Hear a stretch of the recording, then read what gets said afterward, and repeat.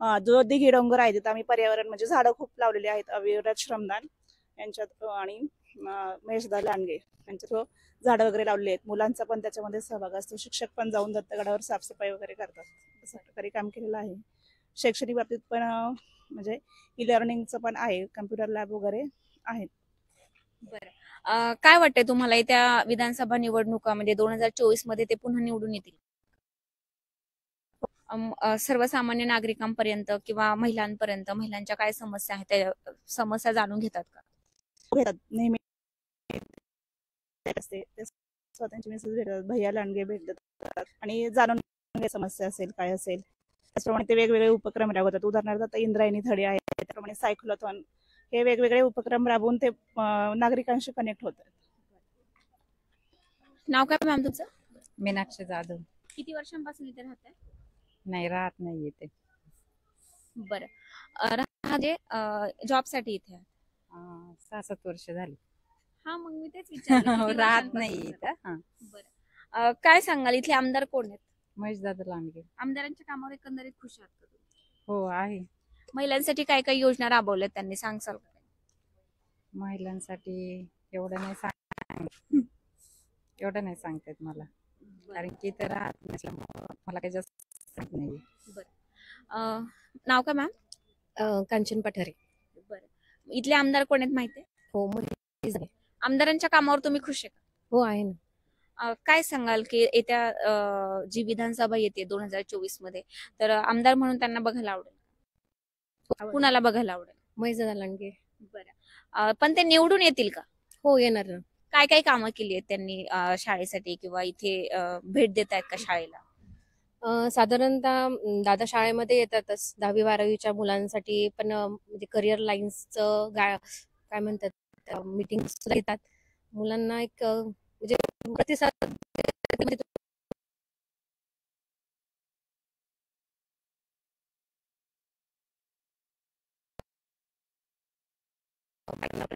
आणि गिफ्ट सुद्धा दिलेले आहेत. त्यांनी बायका पण खुशच आहेत. गिफ्ट दिल्यावर पण बायका खुश बायका होतात. खुश होणारच. बायका खुश होणारच. बरं. काय काय कार्यक्रम वगैरे काही राबवतात का? कार्यक्रम तसे होम मिनिस्टर ते दिघी आणि भोसरी सभे म्हणजे याच्या विभागामध्ये असतातच ते सारखे. आणि थोडंच आणि शिक्षणाबाबत मुलांशी कॉन्टॅक्ट आहे. नाव का मॅडम तुमचं? कुंतला धादवर. बरं. काय सांगाल इथले आमदार कोण आहेत? आमदारांच्या कामावर खुश आहे का? काय वाटतं तुम्हाला येत्या निवडणुकीमध्ये आमदार म्हणून तुम्हाला कोणाला बघायला आवडेल? का? सुविधा केल्यासाठी दवाखाने पण बांधलेले आहेत. परत स्वच्छतेच्या बाबतीत त्यांनी त्याची पण सुखसुविधा केली. पाण्याच्या टाक्या बांधलेल्या आहेत. तिकडे डोंगर आहे, तिथं मंदिराच्या सुखसुविधांनी केल्यात. मंदिर बांधले, जाण्या येण्याची व्यवस्था केलेली आहे. आणि गावामध्ये त्यांनी बचत गट वगैरे अशा सुविधा केलेल्या आहेत. त्याच्यामुळं त्यांचा प्रतिसाद भरपूर आहे लोकांना.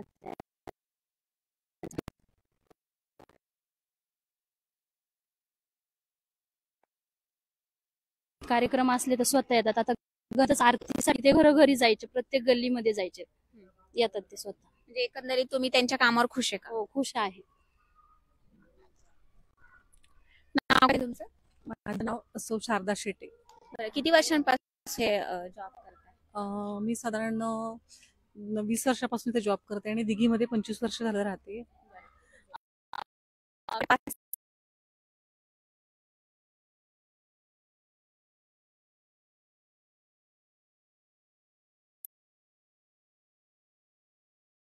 जिल्हा स्पर्धे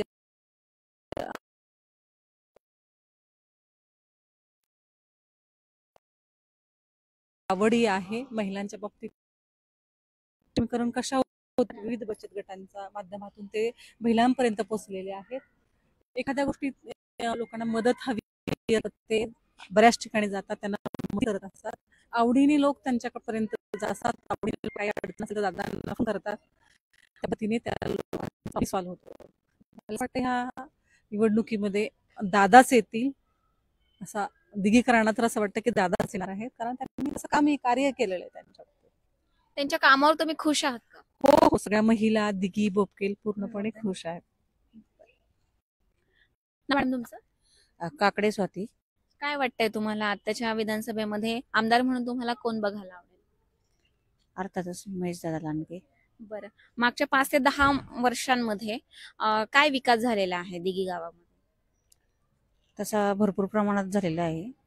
जी रस्त्यांची सुविधा नव्हती, म्हणजे पूर्वी ज्यावेळेस मी आळंदीला राहते, परंतु येताना स्टॉपपासून वगैरे ड्रेनेजच्या लाईन वगैरे नव्हत्या. पाणी खूप मोठ्या प्रमाणात साचले जायचे. परंतु आता दादा आल्यापासून सगळ्या गल्ली म्हटलं तरी चालेल, सगळीकडे रस्ते झालेले आहेत आणि पाण्याचे जे तुंबण्याचं प्रमाण होतं ते देखील कमी झालेलं आहे. त्याचबरोबर जे पाण्याचे पिण्याच्या पाण्याची जी प्रॉब्लेम होते तो देखील सॉल्व्ह झालेला आहे दिघीकरांचा. एकंदरीत तुम्ही त्यांच्या कामावर खुश आहे का? हो, खुश आहे. खुश आहे. ते सर्वसामान्य नागरिकांपर्यंत पोहोचतात का, किंवा महिलांच्या काही समस्या असेल ते जाणून घेण्याचा प्रयत्न करतात का? हो, करतात ना. म्हणजे आता गणपतीत तर मॅडमने सांगितलं मगाशीच की प्रत्येक ठिकाणी गल्लीत म्हणा किंवा मंडळाच्या गणपतींना भेट देत होते. गौरी गणपतीसाठी त्यांनी ज्या स्पर्धा लाभवल्या होत्या त्या ठिकाणी स्वतः जाऊन त्यांनी जे कार्य केलेले बायकांनी त्याचं सर्वेक्षण केलेले आहे. त्याबद्दल त्यांनी बक्षीस सुद्धा दिले आहे. त्याचबरोबर ज्या बचत गट आहेत त्या बचत गटासाठी सुद्धा ते अनुदान मिळवून देण्याचं काम मोठ्या प्रमाणात करतात. शाळेसाठी त्यांनी काय काय कामं केली? शाळेसाठी तसं म्हटलं तर पूर्वी आमच्या शाळेकडे यायला रस्ता जरा व्यवस्थित नव्हता. बऱ्याच ठिकाणी चिखल वगैरे व्हायचं, तर रस्त्याची सुविधा झालेली इकडं. त्याचबरोबर गट्टू बसवलेले आहेत. त्याचप्रमाणे आमच्या मुलांसाठी ई लर्निंगसाठी काही प्रोजेक्टर वगैरे त्यांच्यातर्फे ज्या फंडातर्फे आहे ते मुलांना मिळालेले आहे. मुलांच्या हितावर आहे. म्हणजे शैक्षणिक प्रगतीसाठी जो हातभार लागला पाहिजे, कारण की आत्ताचं युग हे सगळं संगणकाचं युग आहे. त्या दृष्टीने जे प्रोजेक्ट लागतात त्यांच्या फंडातर्फे त्या वस्तू आम्हाला मिळतात ते शाळेला. नाव काय ताई तुमचं? माझं उषा बालगरे. कसा आहे दिघी गावचा विकास, काय सांगाल तुम्ही? जसे दादा निवडून आले होते, आमदार झाले, तेव्हापासून दादांनी रस्त्यांची सुविधा, नंतर आरोग्याबाबत सुविधा, त्याचबरोबर महिलांची सुरक्षितता ती कशी राहील याबाबत दादांनी खूप वेळा प्रयत्न केला. आणि दादा अजूनही करतात. आत्ताच मागे जे प्रकरण झालं होतं बेंगलोरचं, तेव्हा दादाने स्वतः आश्वासन दिलं की असं काही प्रकरण जर माझ्या पिंपरी चिंचवडमध्ये झालं तर मी स्वतः त्याला सामोरं जाईल आणि अशी घटना होणार नाही हे मी सगळ्यांना सांगतो, आश्वासन देतो, असं दादा म्हणाले होते. मग तुम्हाला वाटतं का आजची स्त्री सुरक्षित आहे म्हणून? आजची स्त्री तर सुरक्षित नाहीये. काही काही आत्ताचे जे आहेत व्यक्ती त्यांची प्रवृत्ती खूप विचित्र आहे. पण दादांनी स्वतः आश्वासन दिलेलं आहे असं होणार नाही आणि मी होऊन देणार नाही. माझ्या एरियामध्ये आवारामध्ये मी स्वतः आश्वासन देतो आणि मी स्त्री सुरक्षित राहील याचं मी नेहमी नेहमी पाहा जाईल की बाबा माझ्या गावाकडे माझ्या बहिणींना भगिनींना कोणत्याही प्रकारचा त्रास होणार नाही हे मी नेहमी लक्ष ठेवून राहील. बरं, म्हणजे घरातून बाहेर पडताना आता तुम्हाला असं वाटतंय का की मी सुरक्षित आहे? हो, दादांनी ज्याप्रमाणे आश्वासन दिलेलं आहे त्यामुळे मला नक्कीच वाटते की बाबा मी जरी बाहेर पडले किंवा माझी मुलगी असेल किंवा आजूबाजूमध्ये बहिणी असतील भगिनी असतील ह्या जरी बाहेर पडले तरी त्यांना मी स्वतः सांगेल की नाही, दादांनी आपल्याला आश्वासन दिलेलं आहे त्यामुळे तुम्ही निर्भीडपणे न घाबरता तुम्ही बाहेर पडू शकता. बरं, लाडकी बहीण योजनेचा फॉर्म भरलाय का? हो, भरले. पैसे आले? नाही आले. प्रिया संदीप खाडे.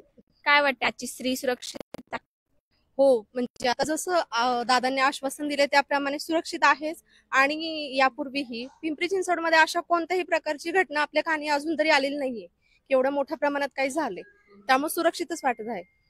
कसा आहे विकास एकंदरीत दिघी गावचा, काय सांगाल? दिघी गावचा विकास खूप छान आहे. आणि महेश दादांनी गणपती निमित्त शाळेमध्ये आमच्यासाठी गणपती पुस्तकं पाठवली होती. त्यामध्ये जनरल नॉलेजची छोटे छोटे प्रश्न त्यांच्या वयानुसार होते. त्यानंतर ड्रॉइंग होतं, कलर होतं. आणि आता सुद्धा पर्यावरण जागृती निमित्त त्यांनी ड्रॉइंग स्पर्धा म्हणजे कलर फिल करायची स्पर्धा घेतली होती. त्यामध्ये सुद्धा मुलांनी खूप छान प्रतिसाद दिलाय. त्याद्वारे मुलांना पर्यावरण विषयक जागरूकता पण निर्माण झाली आहे. हे महेश दादांनी पाठवलं होतं शाळेपर्यंत आमच्या. एकंदरीत तुम्ही त्यांच्या कामावर खुश आहे? हो हो. 2024 विधानसभेमध्ये तुम्हाला आमदार म्हणून कोणाला बघायला आवडेल? नक्कीच महेश दादा लांडगे यांना. आमदार होतील 2024च्या विधानसभेत? हो नक्की, कारण दिघीमध्ये येतील? हो नक्की येतील. कारण दिघीमध्ये त्यांचा जसा प्रचार आहे किंवा लोकांच्या करतात